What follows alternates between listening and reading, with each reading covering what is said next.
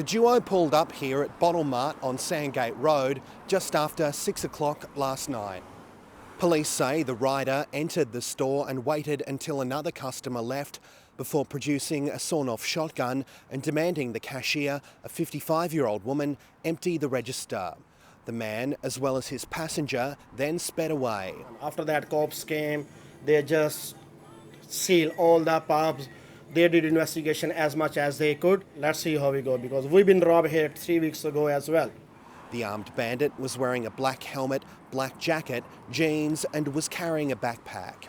His passenger was wearing a multicoloured helmet, blue-rimmed goggles, a grey hoodie and grey track pants. Police want anyone who may have seen people matching those descriptions, including the customer who left the store moments before the robbery, to come forward.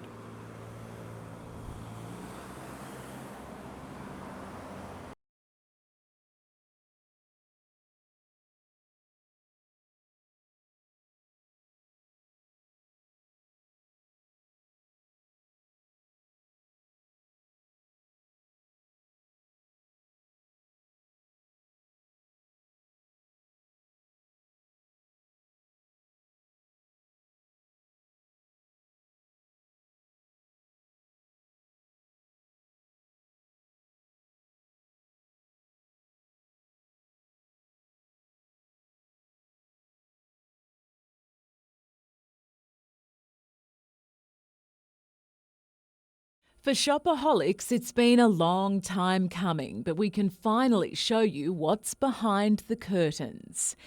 This is Westfield Katara's brand new urban youth precinct, featuring 30 new and relocated stores. What we've really tried to pay homage to is that surf, skate and lifestyle culture that we have here in the Hunter. But it's clear as you scan the 7,000 square metres of new shopping space that some shops look, well, far from finished.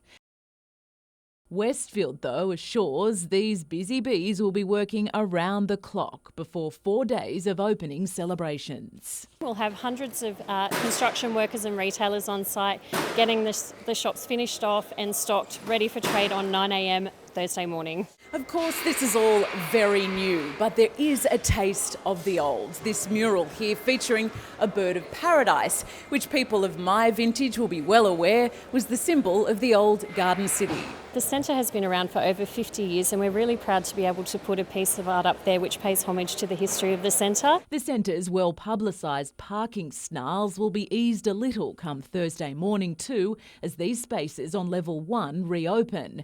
As for the question on many fashionistas' lips, when will Zara open? All we can say is, it's a mystery. Kate Haberfield, NBN News.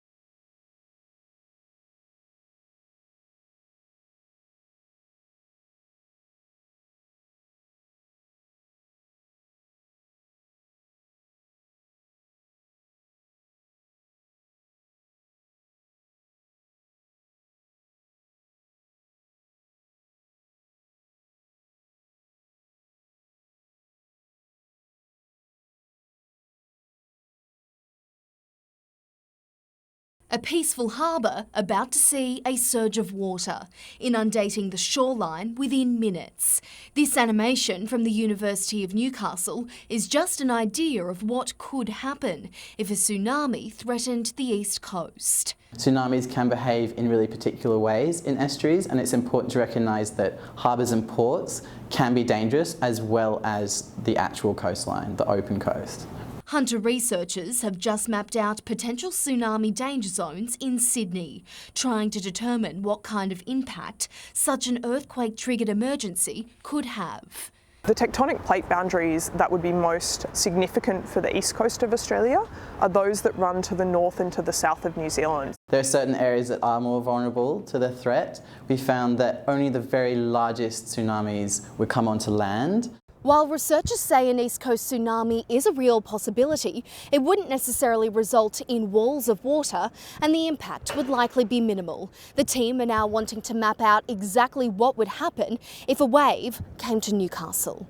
What we might expect to see in Newcastle is unusual current speeds within the harbour. We might also expect to see some localised inundation in a larger event. Don't move to higher ground just yet. Researchers estimate a large East Coast tsunami may only occur once in every 5,000 years. Samantha Long, NBN News.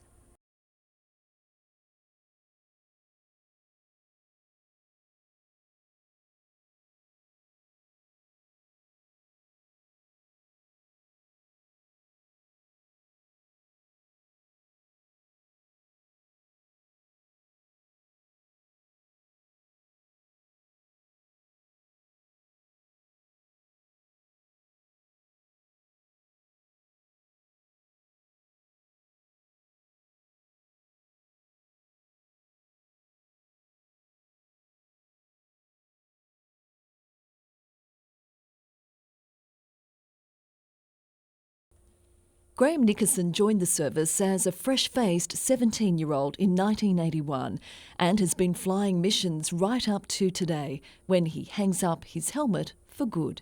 It's been a great ride, but the time's got to come to an end. My bucket's full. Graham's late mum was never keen on him flying, yet he's gone on to amass an incredible 7,000 hours in the air and has been in control of some 2,500 winching operations.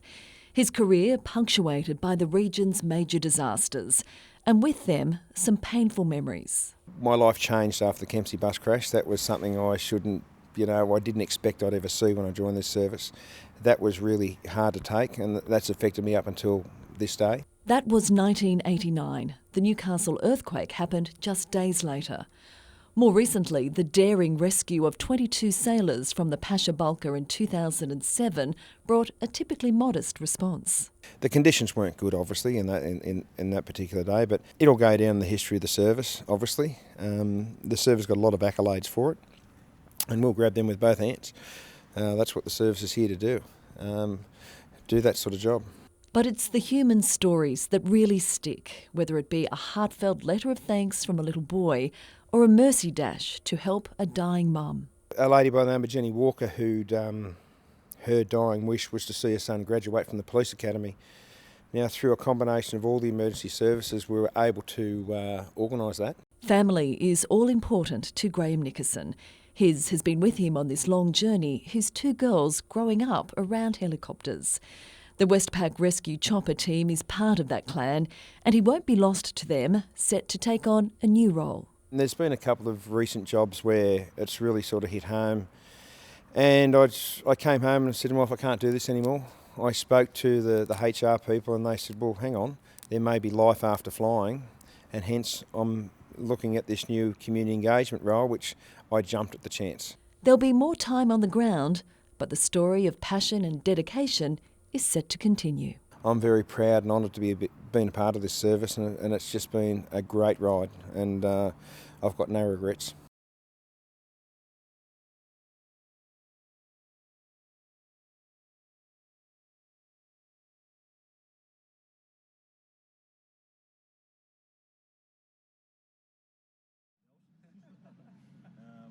And although you've achieved this at 19 years of age, Sang, there's no doubt how much effort you've put in.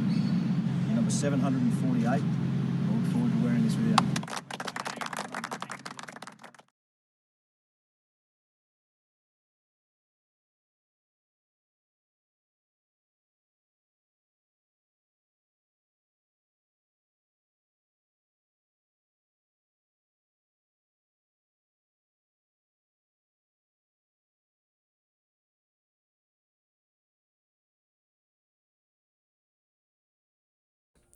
His home is a construction site at the moment, but for Daniel Collins, it's reason to be grateful. The house has got to be done for Jess to come home. It's overwhelming to have people come and show that they actually care and want to help out in whatever way they can. His sister Jessica continues to inspire in her recovery from a major spinal injury. Yeah, she's going really well. She's getting a lot stronger and staying positive all the time. That's Daniel's focus at the moment, and the reason why the state champion won't be contesting the National Ocean 6 Series this summer. Things like this just sort of put everything into perspective, and I really enjoy going training and staying active, and I'm sure I'll be back in racing soon, but when things like this happen, it really changes your perspective, and you've got to look at the broader picture and what's really important. The series gets underway in Sydney this weekend. At this stage, it's the only round Collins will enter, and he's not going there to win.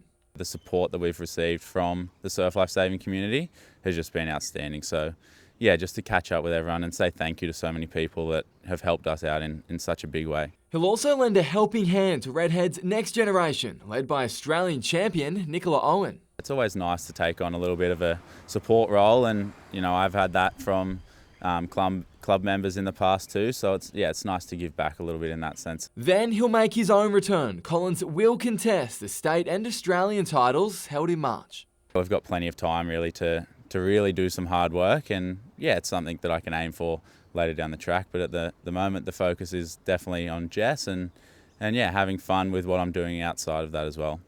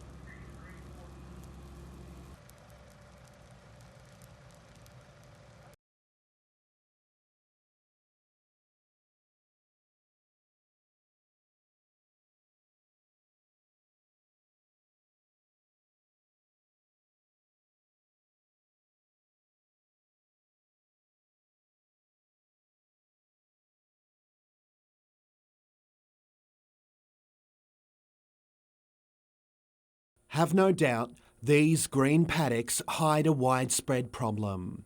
The Upper Hunter is still parched despite just under 55 millimetres of rain falling over Greater Singleton so far this month. Various pockets have been very lucky and others not, so. Mayor Sue Moore says even those landowners that have been lucky need sustained rainfall, not sporadic showers. The storms that go through are actually probably doing more harm than good, because if there's no grass there, it's going to wash the topsoil away. Keenly aware that every drop counts, especially over the coming months, Singleton councillors approved Level 1 restrictions, voluntary for residents, during a meeting at Bulga overnight. We have a long, hot, dry summer ahead of us, and we need to be prepared for that. Participating households may only use hoses and sprinkler systems between 6 p.m. and 9 a.m. over summer, must avoid spraying down walls or driveways, and only use buckets when washing cars. I understand Muswellbrook and Upper Hunter have already moved to Level 1 water restrictions. Singleton community is very strong, and I know they'll continue to be strong through every aspect that we ask them to do. Sam Burbury, NBN News.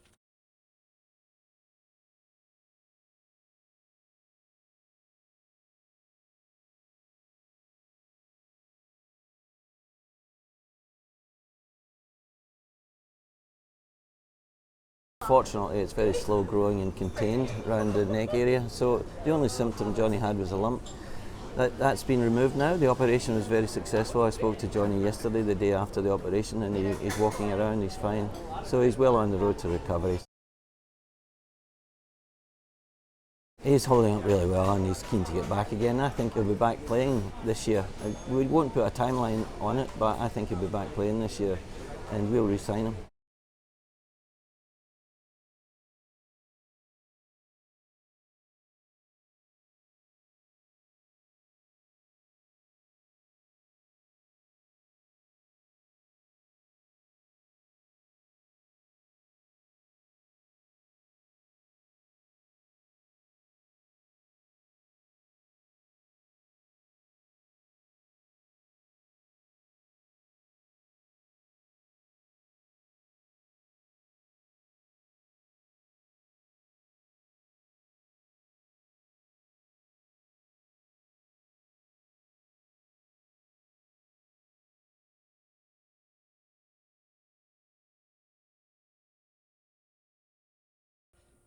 Its products are famous, the recipe a closely guarded secret. The Adamstown Pudding Kitchen is into its busiest time of the year, and it tastes like Christmas has come early. I think it's becoming popular again with people now that we've extended the range and we're out there, we're at the farmers markets. The kitchen has been baking puddings for 46 years. Volunteers produce thousands each festive season. We've probably got about 15 regulars, and we call in some extras, but in the quieter time there's about half a dozen of us who are ridgy-dig volunteers who spend all their spare time at the pudding kitchen. This year though, something different has been added to the menu. Chocolate-coated pudding bites, featuring some of the first ruby chocolate available in Australia. And these treats are all guilt-free. Money from the sales goes to those in need. With the profits of the puddings, we are able to support projects here in Newcastle and overseas. So whenever you're taking a bite of this delicious pudding, you're actually making something good happen in the world. It's about family, it's about sharing with family, friends, people you don't know, and doing good works, because that's what we do. We have a good product and we do good works with the proceeds. Lauren Kemp, NBN News.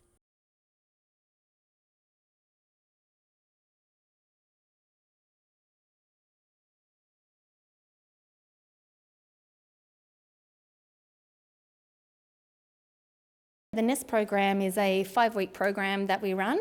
It stands for Nutrition Education Sustenance Training, or Nice, Easy, Simple Tips.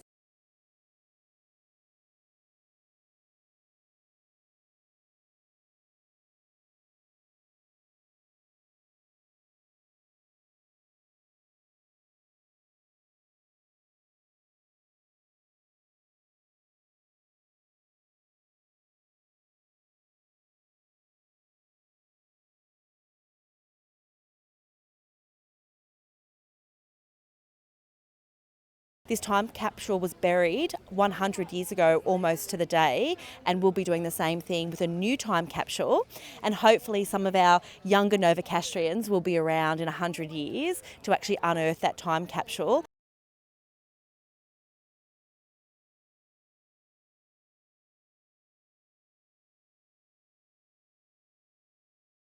A warrior pose for a warrior in many forms. Yoga is not just a key part of Mark Hughes' preparation for his charity trek to Borneo, it's a way of life. I took up yoga late 2013 after my brain cancer diagnosis. I just felt that I needed something to change in my life. I want to say to people it's a really great, wonderful thing to do. Next week, 37 people will board a plane bound for the gruelling fundraiser.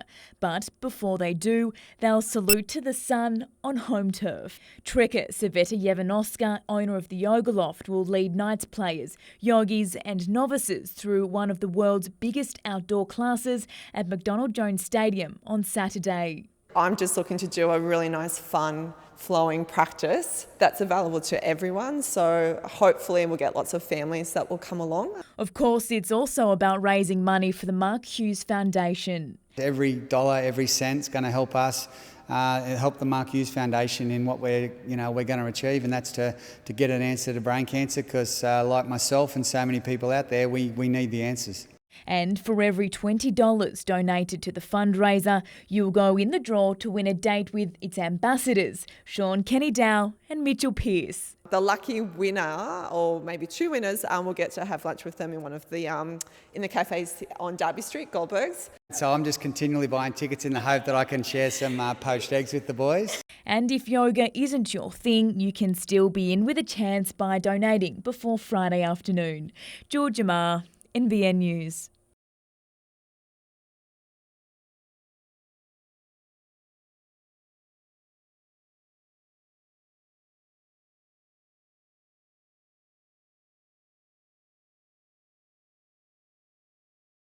Our priority is to get answered as to why a horrific event should have occurred, taking such a young, beautiful life, ensuring without a shadow of doubt that this never happens to another innocent child or family.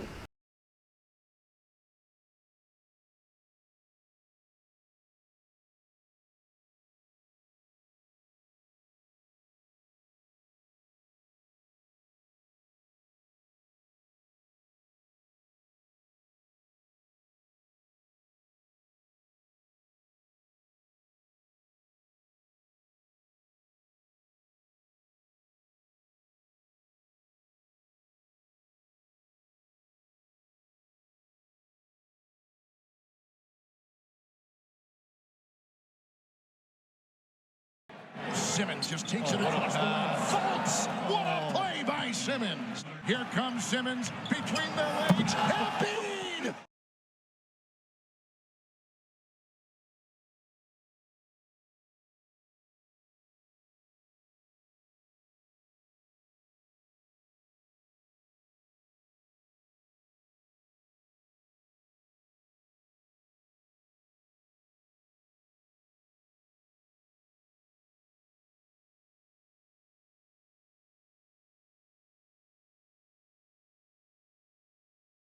Yeah, it's awesome. I came over for 2 weeks and I've been here for over a month now, and yeah, looks like I'm going to be staying a little bit longer. But it's been an amazing trip and really overwhelming and stuff, but really cool.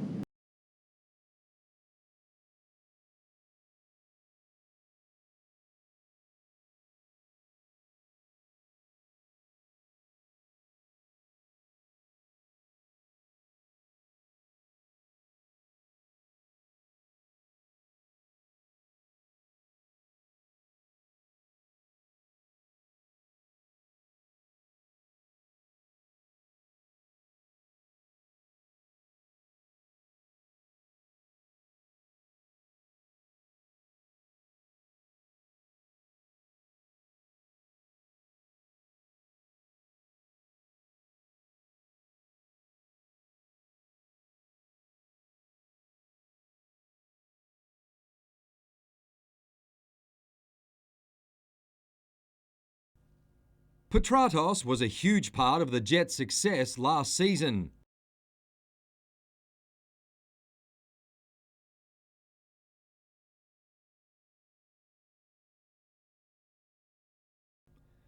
The 25-year-old rarely talks himself up or gives much away, but there are times where a different part of his personality is on display, like during goal celebrations. The one where the flag went into the fans, that wasn't planned, and I didn't realise it would go that far. I did apologise to the fans, but most of them did like it. Videos on Instagram featuring his son, shot mainly at home, show another side. Around the house, you get that loud, happy, funny personality come out. So I like those videos. So it's good so people can finally see that, everyone has different sides. You can't show all your sides when you're, playing 90 minutes of football. I like to play it down, I think. But when I'm at home, I'm obviously in my comfort zone and just enjoy my time, and that's the real me, I think. A recent story about Dimmy buying food for a homeless woman was never meant for the media. I got a bit embarrassed that it did come out, to be honest. I've done it before and many other people have done it as well. So for me, it's not a big deal. Just the lady asked for something and I gave her something else in return. He says the instinct to help comes from his parents. Family is everything for me. Not only my own family, but my family before this little family that we've started here. Having met in their teens, Samantha and Dimmy's relationship has endured playing stints in Sydney, Brisbane, Malaysia and South Korea. His time at the World Cup was tough. That was like 6 weeks. I've got a newborn. He's in another country. It's hard to communicate because of time zones. But there's also a lot of highs, like, he's won titles, re-signing his contracts. That's success, so it's good to be part of that journey. Despite the distance, Petratos relished his time in Russia. It was pretty much a dream come true, besides getting on the field, but that just gives me more hunger to continue to perform and do my best to stay in the Aussie team. His Socceroos debut alongside Andrew Naboot was also something special. From day one, we had a very good connection. We worked off each other. We always pushed each other in training, always did our extra training together, so I think that paid off in the long run. While Naboot is forging a career in Japan, Petratos had his growing family in mind when he signed a new 3-year deal with Newcastle. When it was just us two and we weren't married, we would have been happy to, travel and do whatever we were doing in the past. But now that we have, the baby and another on the way, you have to think about, how you're going to be settled in the next few years. So this contract gave us that security.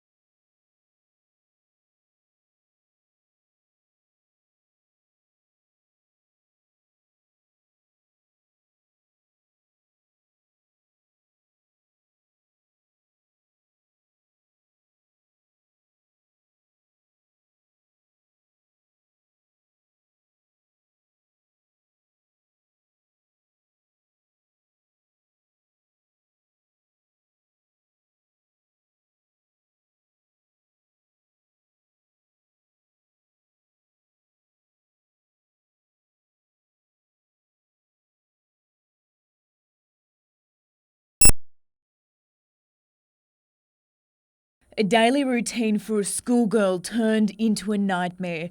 Today, detectives combed Parkland at Windale, where a 14-year-old girl was grabbed and sexually assaulted after she hopped off a bus yesterday afternoon. This young girl was going about her business, just going home from school like any other day, like many hundreds of thousands of kids do each day throughout New South Wales and Australia, minding her own business. It's a brazen attack. It was 3:30 p.m. near the bus stop on the Pacific Highway when a man dragged her into bushland while she was walking through the clearing. Despite the terrifying assault, the brave girl managed to give police a description of her attacker, who soon fled in a silver vehicle. Now, the offender is described about 30 to 40-year-old, solid build, wearing a dark hoodie, dark long pants, grey joggers. The incident has shocked the close-knit community. Quite daunting actually to have a child the same age that catches also the bus and whatnot to and from school, so it's really hard to grasp it. Normally pretty peaceful and watches everyone's kids. The young girl jumped off the bus to walk home but was dragged into these bushes with so many cars on the road and many residents nearby. Police say someone must have seen something. If you have any bit of information, please contact Crime Stoppers. It is so important. It's important that we identify this perpetrator, get him off the streets, but it's equally important for the young victim that she can see justice. Detectives will work through the night while worried parents will, no doubt, hold their children that little bit closer. Georgia Marr, NBN News.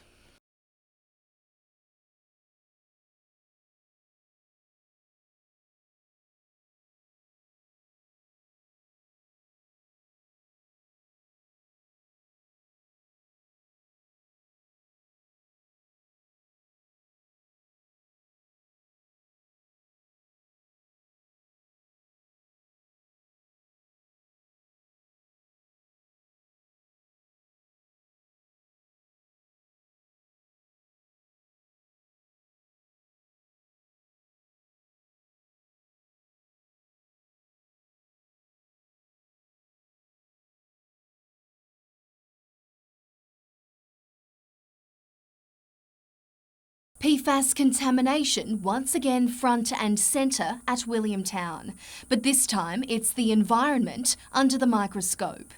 A new ecological risk assessment says there's the potential for unacceptable risks when it comes to native plants and animals. But that is really around exposure. We don't know what impact PFAS might have on native animals and plants, but we do know that there's a risk of exposure, that it's a man-made chemical that doesn't belong in the environment. The study found surface water contamination can work its way into the food chain, but it doesn't include data for domestic animals. Red Zone residents came with a whole lot of questions and left with piles of fact sheets. I have to say I don't have a great deal of confidence. I can appreciate that things are being done, but it's not really solving the problem for the people who actually live in the area. Defence says it's tested more than 2,000 samples as part of the assessment, but it's left residents asking if exposure is unacceptable for flora and fauna, what about humans? Defence isn't a health authority. We go by the advice put out by formal health authorities. The formal health advice is that there's no consistent evidence of adverse human health impact from exposure to PFAS, but because of the persistence of the chemicals, people should minimise their exposure. If you remove the word consistent from that statement, it collapses because there is evidence that there is health impacts from it. Defence says its overall management plan will be finalised by the end of the year, while a new water treatment plant at the south end of the RAF base will be up and running by early 2019. The positive in this, and I'm reluctant to say the word positive, but the positive in this is that the truth's coming out. We still have that little bit of hope. It's the only thing you've got to cling to. That's all we've got. And we just hope that common sense prevails. Samantha Long, NBN News.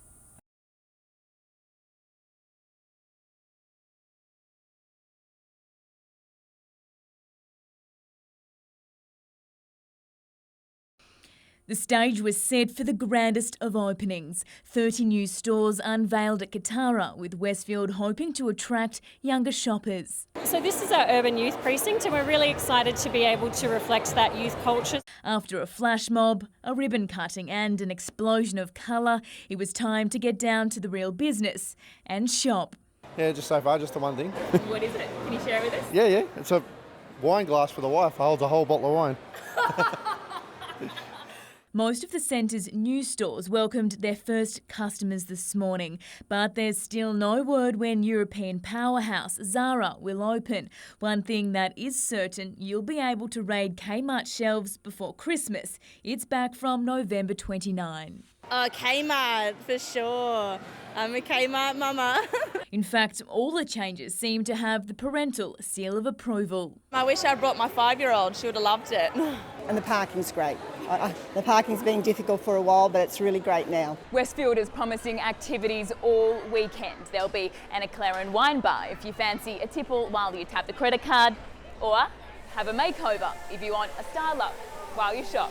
Hello, how are you? Good, thank you. Awesome. What are we doing today? Maybe a smoky eye? Perfect, let's do it. All that's left to do is snag a bargain at some of the opening sales. Georgia Marr, NBN News.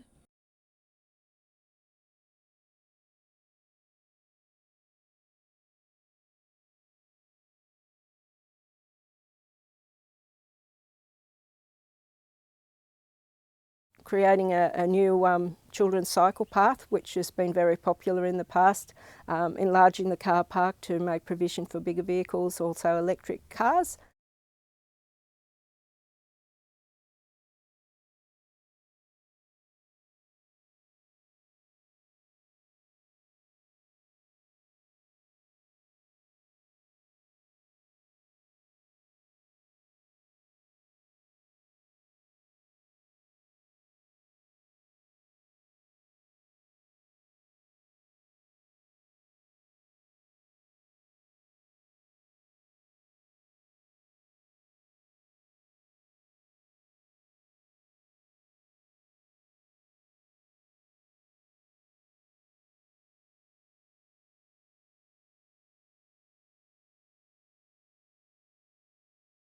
For Dr. Scott Sleep, school is all about the jobs of the future. It's about bringing industry into schools. It's about developing a student with the type of knowledge that they require for the modern workforce. His main focus is science, technology, engineering and maths, and helping female students navigate their way through subjects typically dominated by males. Now his achievements have earned him a Prime Minister's Prize, a $50,000 award for teaching in secondary schools. You're now 3 times more likely in the Hunter to do engineering studies as a girl than anywhere else in the state. We have 35% more girls now doing advanced mathematics. Not only has he opened up pathways for students, he's also helped those who'll be teaching the next generation, working with the University of Newcastle on a postgraduate course. We have teachers, so primary and secondary teachers, being trained in the same way as our mechanical engineers and architects in developing the STEM skills. Samantha Long, NBN News.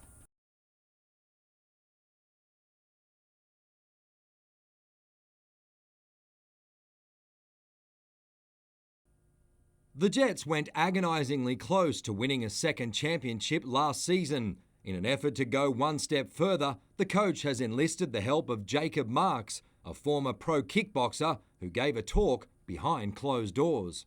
I went from training 3 days a week to being the first person to ever win a title out of Street Alert Gym in Wagga. Yeah, the purpose was to demonstrate different sports, but also the similarities between making it at the top and mentality needed to be a winner. And the story we got was pretty awe-inspiring. The squad for round 1 looks set following an 11v11 session this morning. Mitch Austin left the pitch early because of a knock to his knee, but has been cleared to play. He looks likely to join Vargas, Hoffman, Jair and Dimi Petratos in attack, while Lachlan Jackson should start in defence alongside Topor Stanley, Bogard and Georgievski. Ben Kantarovski continues to regain strength after suffering calf and hamstring complaints and isn't expected to feature. Meanwhile, the players want to remain positive in the wake of Johnny Katrumbas's cancer diagnosis. Puts football in perspective. What's really important is your health and your family, but we're fully behind it. I'm sure the whole league is, and we look forward to having him back on the training field. Wellington striker David Williams believes the new look Phoenix can turn the club around and win plenty of games with lots of goals. That claim doesn't faze Newcastle's big defender. In regards to their team, it's not really my concern. We're trying to focus on what we bring to the table and win games. Mitchell Hughes, NBN News.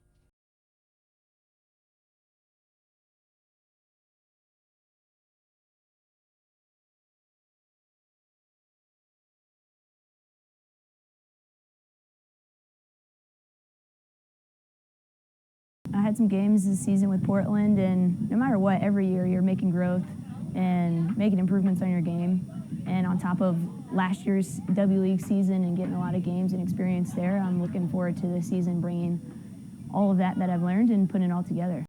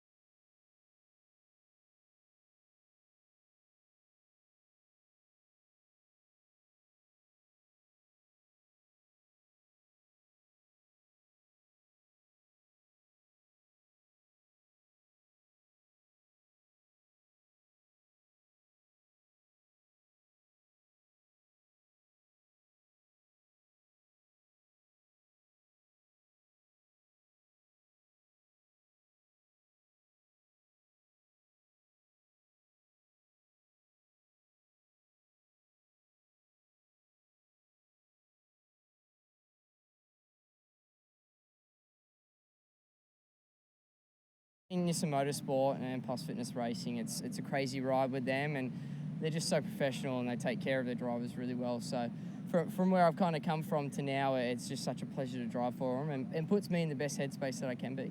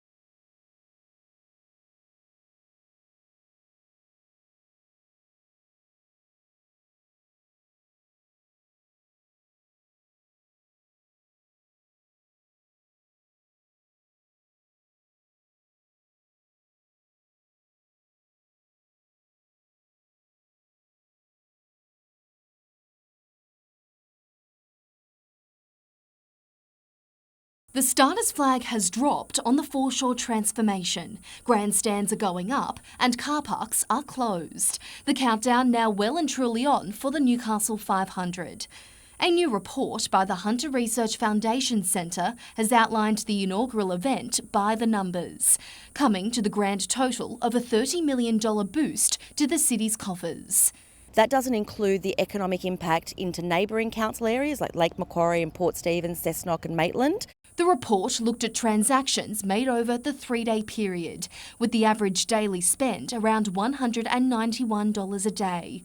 Also taking residents out of the mobile phone count to pinpoint exactly how many visitors came to town. Pinging mobile phones that were actually in the race precinct over the weekend to get the full count of 82,000 individual phones right in the race precinct, like not anywhere else in Newcastle. The Lord Mayor describes the figures as conservative and believes we could see even more flow-on effects this time round the track. When you look at the 8 million plus viewer audience and the images of Newcastle just looking amazing, changing people's perception of Newcastle outside of Newcastle. The final event on the Supercars calendar starts on November 23. Samantha Long, NBN News.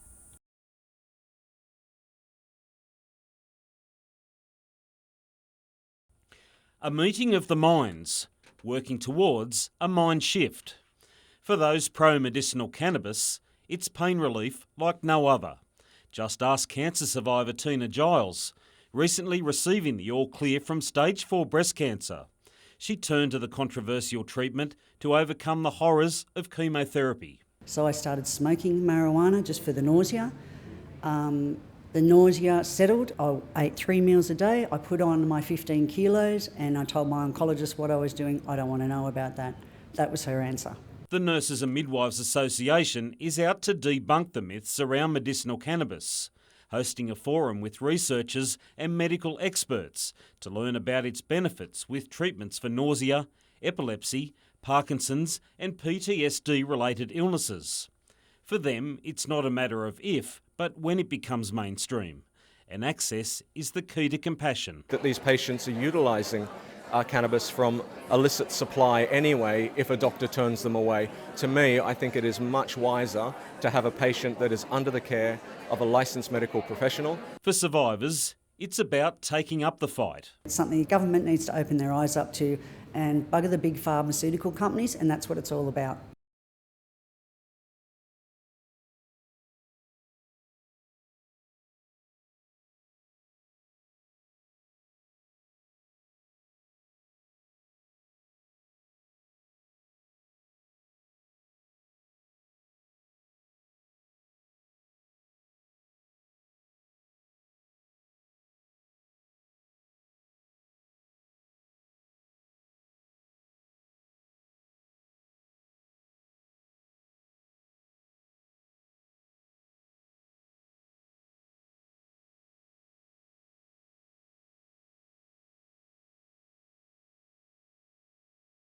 From the Bat Cave to the highest bidder's man cave. It's up over 200,000 already with online bidding. After 35 years of collecting all things American, Glenn Jennings is calling time on the hobby that got out of hand. It's so big that it's overwhelming and encompassing of everything. It's the Lost in the 50s American Museum, Newcastle's best kept secret, meticulously created by a man who doesn't do things by half. No shortcuts for me, mate. If you're going to do it, bloody well do it properly or don't do it at all. And from tomorrow, it all goes under the hammer. 85 cars, boats and bikes, each uniquely American and with their own story to tell. And more than 700 collectibles, from dinkies to dodgem cars. Something for every age and budget. I'm expecting sort of 1,000 bidders on the floor, so big crowd. If it's a Dodge Daystar you're after, there's one of those too. This one's extra special. It was purchased by Doris Day in 1975. And it has a touch of Hollywood for back in those days. Marble bench tops and 24 karat gold tap fittings. And it's going to the highest bidder. What will be, will be. Well, almost. I've kept a couple of cars. They're at home. I'm not showing you them. Bidding starts from 9 tomorrow. Stephen Mount, NBN News.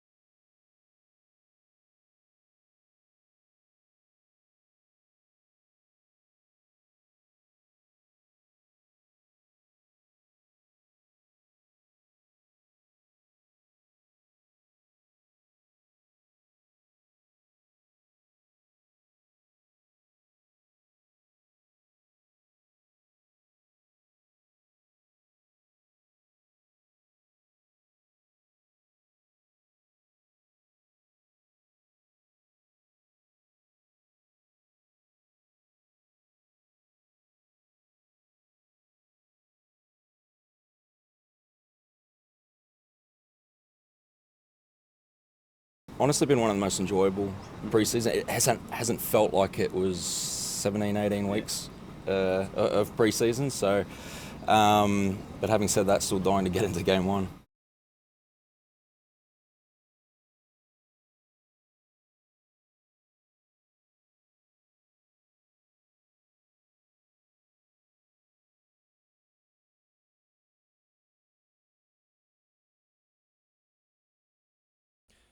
He's one of the biggest names in Australian football.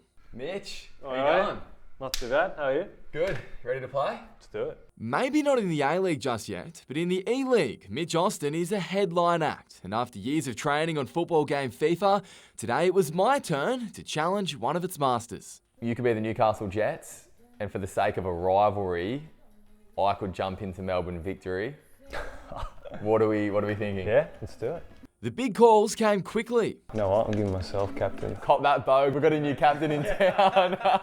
And good sportsmanship declared. Thank you very much, mate. I don't think I've ever been more nervous in my life. Yeah. But what happened next, just minutes in, didn't follow the script. Wow, that's an early upset. Finish too. Thank you very much. much. It's a bad start. The shock opener saw conversation dry up. Although housemate and new recruit Kane Shepherd wasn't quite feeling it, but soon everyone was on their feet when controversy struck, our very own VAR debacle. Whoa. You paid him off here. I'm sorry, you can't just walk in front of the screen like that. That was never going to stop Austin. No. Huge. We're not winning yet. The winner soon followed, and it was the man himself who was the hero. Oh, it's delightful.